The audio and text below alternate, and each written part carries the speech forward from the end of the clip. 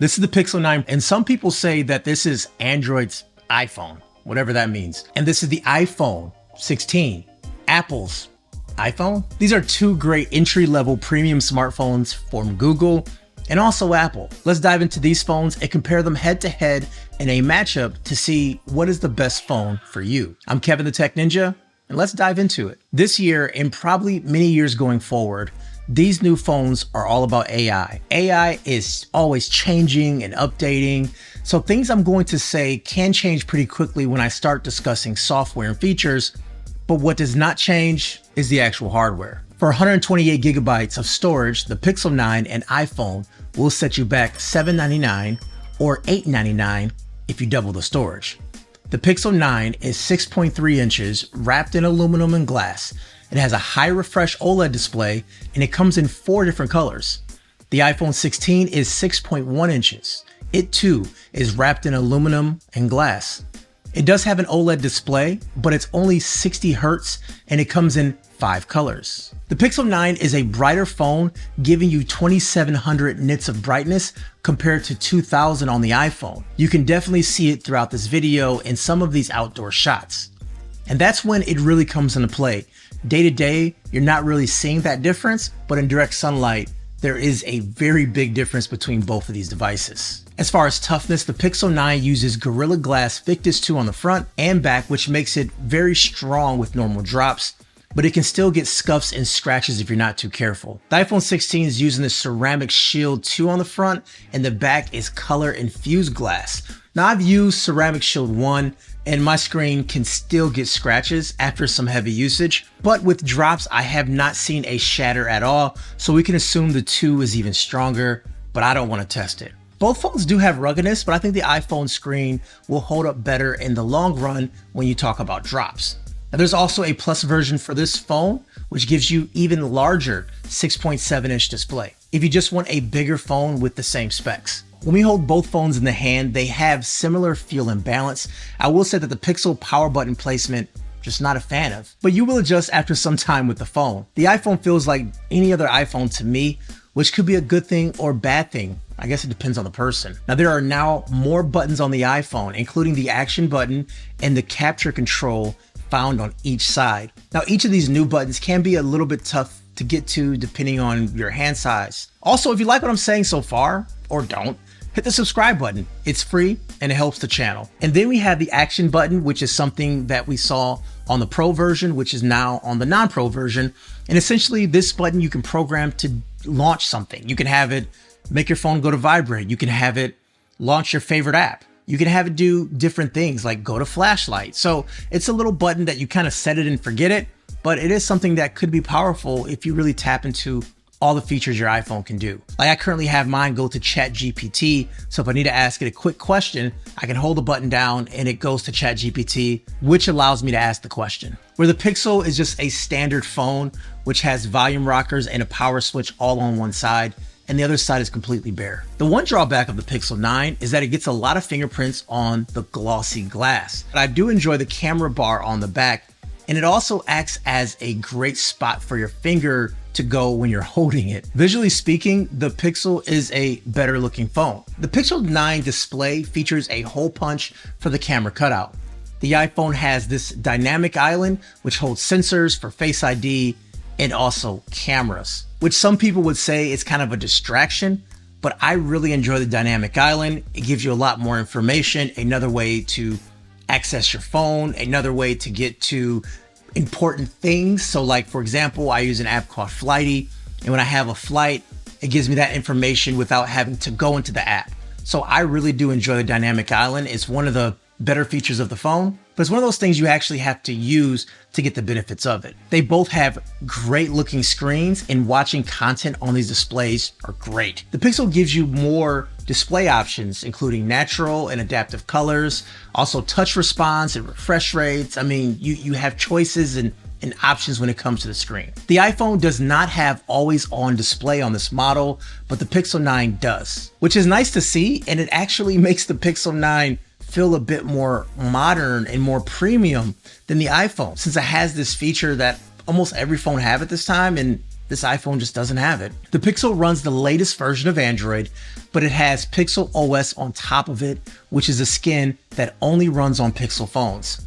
The OS is very AI heavy, giving you features only found on Pixel phones. It can do things like call screening. It can wait on hold for you when caller plays. It tells you the actual call tree menu.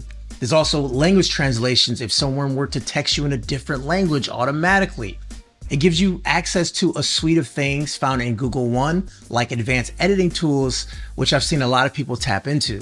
The tools are very powerful and lets you manipulate images better than any phone can do. If you want to know more what the Pixel can do is in the camera department, I urge you to watch my full video because there is so much stuff you could do, like Best Take and also Add Me, which are two great features that no other phone can do right now. Also, Gemini Advanced is a voice assistant on the phone.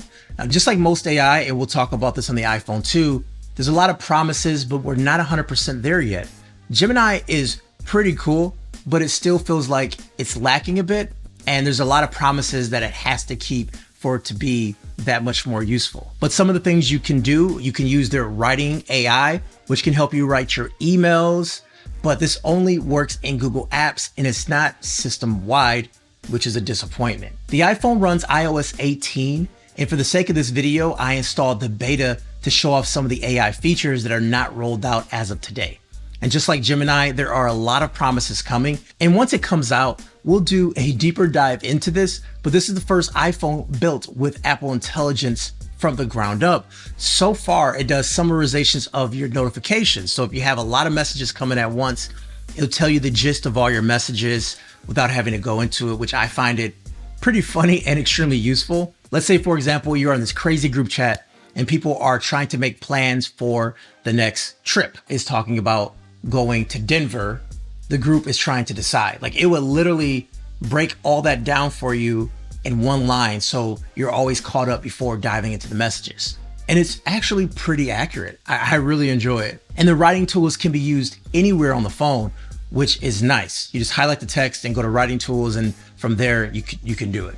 Also, Apple is all about security, and majority of AI is actually done on the device, so it's not being uploaded to a server. If it needs to upload to a server or anything like that, it actually lets you know, and from there you say yes or no, where Google needs online access for a lot of these things. There are a lot of promises with AI once again, and we need to see how they mature, and what Apple is promising can be game-changing, but it has to happen, and so time will tell. But until then, Apple Intelligence and Gemini are both, like, I would say 10% of what they can do. But the way they currently are today, I'd say the Gemini is probably better, but take that with a grain of salt because that could change in 5 seconds. The Pixel uses the Tensor 4 processor, which is built only for this phone. The Tensor chip allows the phone to do AI processing. This chip always starts off strong for me, but it doesn't age well. Now, it's too early to tell for me because my experience with Tensor is that it runs hot and it starts to slow down due to that. And you could be doing something as simple as watching a Netflix video and it starts to feel hot. And that's the past. So the 4 could definitely be different. And so far I haven't noticed that, but I didn't notice that until later on with the 3 and 2's lifespan. So that's something we have to watch for. So if you subscribe to me, you'll hear my 3 months, 6 months later with this phone. Now, I do say that this chip is faster than last year's, especially when you're launching the camera, and taking pictures is much more faster too. This phone isn't made for gaming per se, but I think it games pretty well. Now, you will have some slowdowns here and there overall, but I still say it's solid for light to heavy gaming. The iPhone 16 uses a brand new chip, A18, which is actually 2 generations newer than the previous version. This chip is more efficient by a lot, which allows for better battery life and performance, but that is truly untested from me fully. So we'll talk about that in my full review. So far, it feels like a normal iPhone, which is solid and stable. Tapping into that true power is definitely going to be something that Apple Intelligence will do because these chips are made for that. Also, the phone feels a little bit cooler than it did last year, and I have this phone loaded up just like my previous iPhone. Now, since it's a newer chip, it's better with gaming now, but since the screen is 60 Hertz, we won't have that true gaming frames per second that you want to see, but it is stable, locked at 60 frames per second, Unlike the Pixel, which can go from 60 to 80 to 90, then just kind of shifts around and sometimes drop to 30. So yeah, the iPhone is more stable, but it's at 60. And if you're a gamer, you want to be at 120. You want the higher frames per second. The Pixel and iPhones both had camera upgrades this year. And one thing Apple did is add the capture control button on the side of the iPhone. It's not really a button since it doesn't move, as it's using haptics and sensors. And then taking a photo, you press it down. You can slide up and down to get into the zooms, and you can softly double tap to get into settings. To be honest, so far, it's a bit awkward to use, but I hope that changes with time. Right now, to me, it's a great way to launch the camera quickly, but I still use on-screen controls. Now, if I'm doing spatial video or spatial pictures, which we could talk about in a different video, you have to hold the phone this way. And we hold the phone this way, the capture control button is right here, which definitely makes it feel like an actual camera. But anyways, if you're into camera specs, feel free to pause this video if you want to take a deeper dive and really start looking at these specs. But anyways, here are some camera examples. Let's take a look at how they work out in person. So for me, what I noticed is that both cameras have a very similar look and feel, and also consistency between all three lenses. iPhone's a touch warmer, and I wouldn't say it's inaccurate, but it does give it a different vibe to the photo altogether. The Pixel has those classic dramatic colors, which really brings down the lows and punches the highs. Especially here when you look at this tree, you can see there's much more dynamic range in the shot. I wouldn't say the iPhone is not capable of having that dynamic range, but it chooses not to have that dynamic range in that shot. The iPhone is getting better with portrait shots, but I say the Pixel is king when it comes to that, nailing skin tones and just really bringing life to that photo. Front-facing camera, Pixel 9. Let me know what you think about this. How does it look? How does it sound? We got a bunch of noise going on right now, and we're, you know, the light is getting dimmer and dimmer. Here we go, guys. Low light, front-facing camera, walking and talking with the background noise, with all the weird sounds that you get when you're in a park. So this is the Pixel 9 right here, front-facing camera as well. But we also have some special tools that we can do in Google Photos. So let's go into the special tools right here. And now we're gonna make changes to the audio. We're gonna cut out background noise and all those things. So of course, I want you guys to let me know which one sounds better to you, which one looks better to you as well. Because right now they look pretty close, but once we get them on the computer, they can definitely look different. One feature I wanna test is the audio mixing. Now this camera does have this new feature that allows you to do that. So right now I'm gonna switch the audio to something more cinematic. And this is the cinematic audio. Let me know if you hear a difference. There is noise in the background, there's a lot of wind, people talking.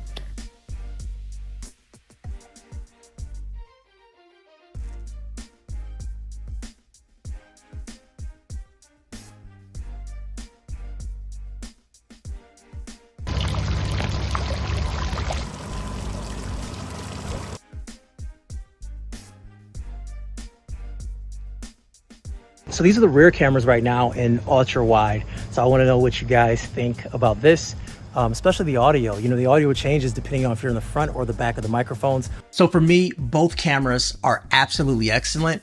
Once again, the Pixel is just much better for portrait shots, but the iPhone is definitely catching up. And I feel like this iPhone does a better job with portrait shots than last year's. Battery life is too early to tell for the iPhone 16. Apple did promise better battery life due to its processor, so we will see.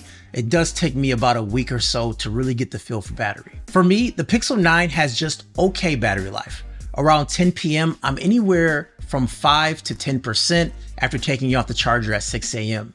I do find every hour I lose around 2% of cellular when I'm not using the phone, which is a little bit higher than expected. I think both phones are excellent. I do think the Pixel, there are more features regarding AI and other smart stuff, but the iPhone has its own suite that should get better over time. Now both cameras are solid, but video is better on the iPhone too.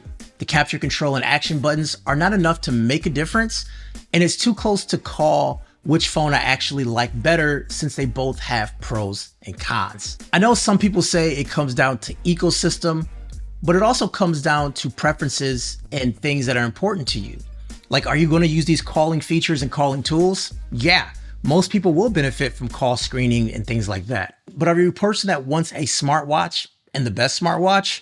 then you're gonna have to use an iPhone to get there. And also, what does your family use? Is your family on iOS? Do you want to pay for two different services, or do you have a Pixel family? Like, those are things that really comes into play when you're picking the perfect phone for you. But if you want to see what I have to say about the Pixel 8 Pro, check this video out here.